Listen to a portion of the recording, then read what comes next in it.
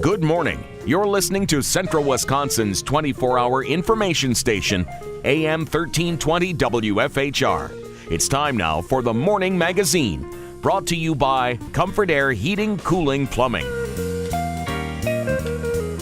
Now, with the Morning Magazine, here's Carl Hilke. Good morning, everyone. Thank you, Jerry, and welcome to today's show on AM 1320 as well as on the web at WFHR.com. We also welcome our friends from River Cities Media, and remember, you can view this on at their website at River Cities Media, or you can view it on your cable system on Charter and Solaris, and it will be on all month long, along with our discussion today with Wood County Board Chairman Lance Pliml. We also tape or video record, I should say, our program with Mayor Verwink once a month. So you get a chance to see what it's like here in the studio. And with that, we welcome the chairman of the Wood County Board, Lance Pliml. And yesterday was County Board Day. It was. Okay. Another snowy April day. Another snowy April day. Don't you just love Wisconsin? Well, let's talk about a major news item that was released by the Marshfield Clinic. Clinic forced to make difficult decision to no longer staff Norwood Health Center. And they basically said they've informed Wood County officials that due to a significant shortage of mental health providers, it regrettably will no longer staff Norwood Health Center for mental health services beginning later this year. Yes. Maybe not totally unexpected. This has nothing to do, by the way, with the annex up there or formerly Norwood Center or anything that they have done. This is strictly a result of a shortage of psychiatrists nationwide. There are a number of facilities that have been using telephonic communication with psychiatrists. We just don't have enough of them out there anywhere. And the Marshfield Clinic right now doesn't have enough of them to meet their needs and our needs. So, one of the things that needs to be done quickly in the United States here because of the, ever-expanding mental health problems and issues we have out there is the ability to train additional psychiatrists or to license psychologists to maybe a very similar level so they can provide those same services. This will cause some problem. We are in negotiations right now with the provider up there to maybe expand that for a little bit longer period of time till we can bring somebody on board, but they're stretching the resource extremely thin, but this is not unique to Wood County. This is a problem certainly statewide and for the most part across most of the nation. So what will be the long-term strategy here? We don't know yet. Okay. Certainly we've stretched our current providers about as thin as we can. You can't have them working 24/7. Right. That's impossible. It may be a change at some point in state law, like I was just talking about, to allow, maybe a psychologist with additional training to provide some of the not only the counseling services, but the ability to prescribe drugs. And I liken this to a physician's assistant or a nurse practitioner can often prescribe medication. And yet the psychiatrist is the only one who can prescribe those types of medications to these patients. And I would think with some additional training, we might be able to bring some people on board through a licensure process at the state. I know some states do this that might allow that, but this is not going to be an easily solved problem. It's not going to happen quickly because obviously we don't have a lot of people entering that field.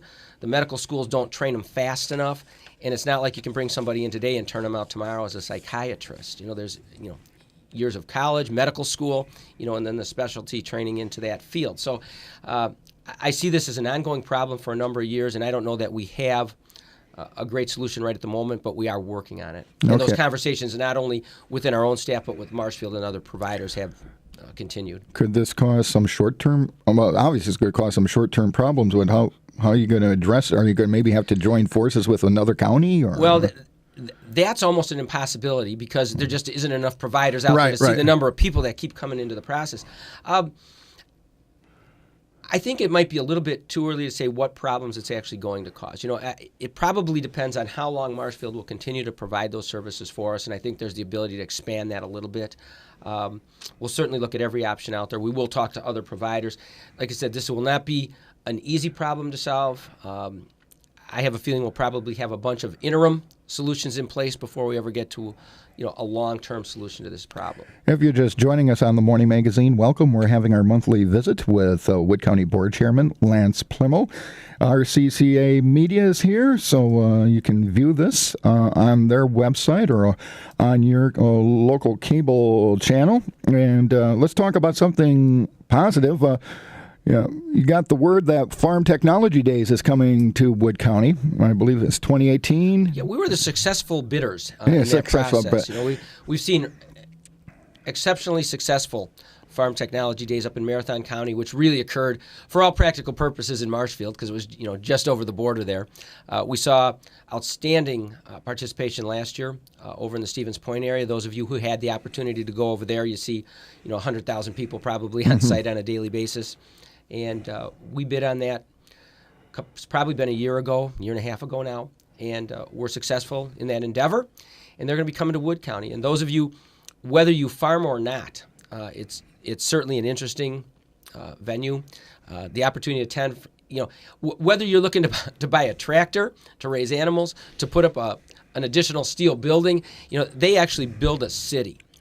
In a very short amount of time, and then the amount of people that are attracted to our area is phenomenal. So it's a benefit to the local economy, and it's certainly a benefit to those people who actually live here who have the opportunity to attend those events. And you had an item on the agenda yesterday to amend the 2015 budget to start this process. So, yeah, there are some upfront costs involved in this, and we had dollars available in a number of funds. One would have been contingency. Another was just switching some funds back and forth that had actually been allocated last year, didn't need to be spent this year.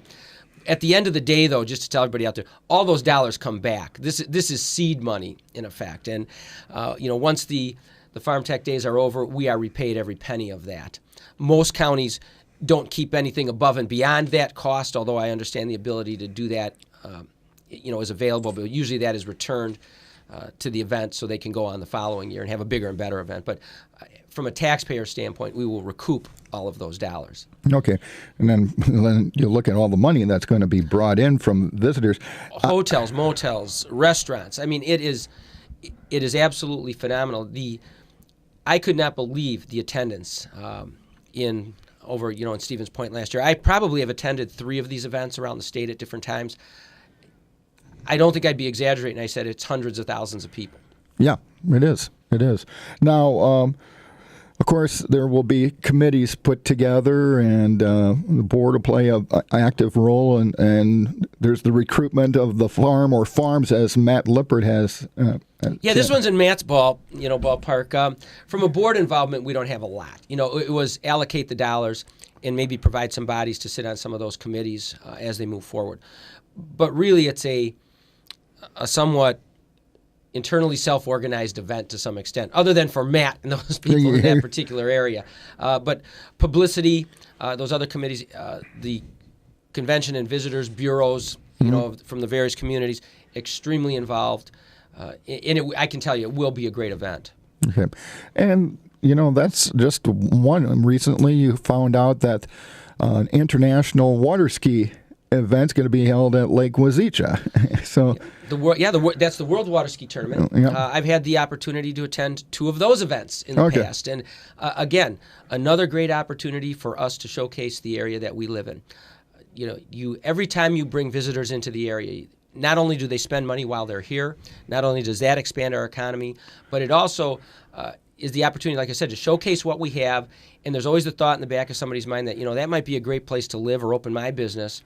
And we're not starting with Nissan opening a new plant here or Toyota, but any person who might have a small fabrication plant somewhere in a neighboring state or in the area and realizes what we have to offer in the Wisconsin Rapids area might look favorably upon our area because of the what I always hear is because of the friendly atmosphere, the congeniality of the people that live in Wood County. So when we have those visitors in, and I don't think I need to tell anybody, but go out of your way to talk to them, to welcome them to our area, and to thank them for being here. Be an ambassador. And speaking of promoting ourselves, there was a proposal to assist in the funding of a Discover Wisconsin marketing package, which will highlight water recreation opportunities in the Southwood County area and outdoor recreation opportunities in the Marshfield area. Did you like that segue? How Yeah, I led right into that? It's like we've worked together before. That's right. Again, Discover Wisconsin did programming here a number of years ago, and the secretary of the department, Stephanie Klett, who had been up for an Emmy in that particular division for many, many years. I think she was kind of like Susan Lucci from whatever show that was. Right. She was nominated every year and hadn't won that award. Actually won her Emmy, her first one, in Wood County, and it was for an episode where she was paddling down the Wisconsin River in Nakusa in a pumpkin. Right. And that was the one that, in effect, put her over the top. So she has some pretty fond memories when I have the opportunity to meet with her. And I actually had the opportunity to introduce her last year at a state conference. We get to see each other occasionally. She's fond of this area. She used to run that program. Most of you are probably familiar with, Stephanie Klett and Discover Wisconsin. She's been on the morning magazine with me several times. Yeah, there's one outgoing, vivacious personality. Right. She lights up a room. But anytime we have that opportunity to bring Discover Wisconsin in, and we look to market our area, this is probably the absolute best venue to be able to do that.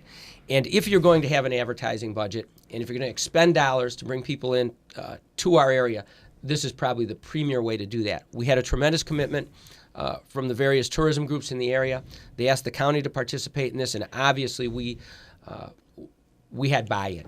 And that's because we have, not only the businesses here that are patronized, but we have campgrounds and recreational facilities. We want to showcase this area, so we are very much looking forward to that new episode. Okay, and your contribution, I guess, is $17,000. That's our they said $17,000 and no pictures of Lance. So we're trying to showcase the area. As those of you who are watching this on River Cities Access.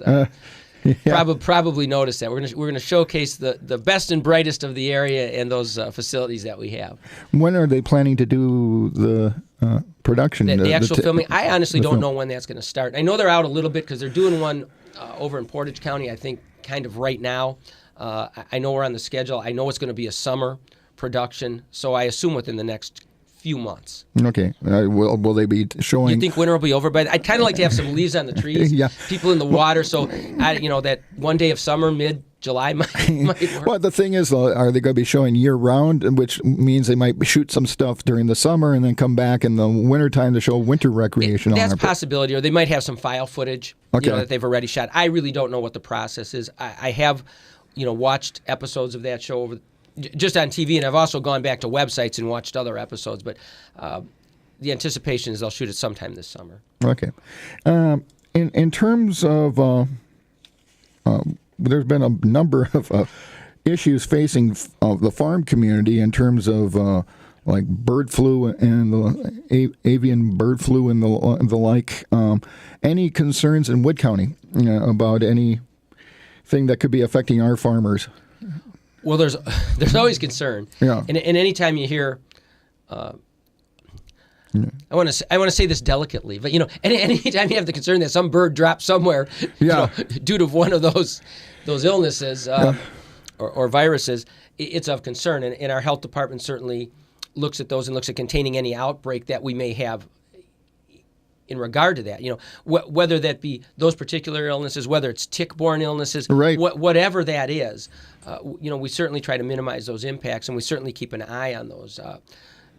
One of the things that we do drill for are widespread outbreaks of, the different contagions out there. So I'm not exactly sure what our level of concern is with those two, but like everybody else, you certainly don't want to see it in your community as a widespread problem, and we do have people ready to react should the problem. A lot of debate going on in Madison about the governor's budget and what the legislature is doing to it. Your thoughts so far? Are there areas of concern from a county perspective? You are not only Wood County Board Chairman, you also are big with the County Boards Association. So what are counties concerned about some aspects of the budget? Always concerned. Maybe I should ask, what aspects are you concerned about? There were some that caught our attention immediately. One of those, for instance, was countywide assessment. And I can tell you what this was a result of. This is a great question, and this is one where I could probably do a 6-hour show with you. county government is an administrative arm of state government. Right. In a $120 million budget, $100 million is pass-through dollars. The other $20 million are dollars that basically we generate and can decide where those go. When the governor went to the secretaries of the various state departments and said, what would you do to reduce cost, and throw anything you want at us, we will listen. Well, at the time, the Department of Revenue said we'd much rather deal with 72 assessment bodies than I think it was 1,821. That would make our job easier. They didn't ask them if it would make the job around the state easier, just would it make their job easier? And obviously it would make their job easier. Sure would. The problem is there was tremendous pushback from the counties association because, we don't have, you can't tell me, in July I'm starting to do this. We obviously we don't have staff, we don't have the expertise, and they weren't going to reimburse us 100% of that process. We have 1,821 assessing units out there that do this. What are you going to do with those people? Put them out of a job? The Towns Association was against it. The Counties Association was against it. The League of Municipalities was against it. And then they started enacting some of the exclusions that they would have to that based on population and other things. At the end of the day, because of the input of local officials, county, town level, League of Municipalities, that one went out the window. So there's a lot of things that get introduced right away that are frowned upon from a county level and end up, they just disappear from the process. We are always concerned with the amount of, what we are concerned with is unfunded mandates. That's every level of government.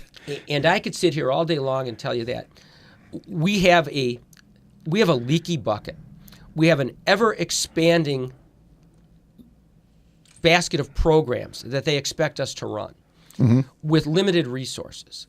And I will guarantee you, although I don't have the numbers in front of me, that the expansion of government services has far outpaced the expansion of our economy.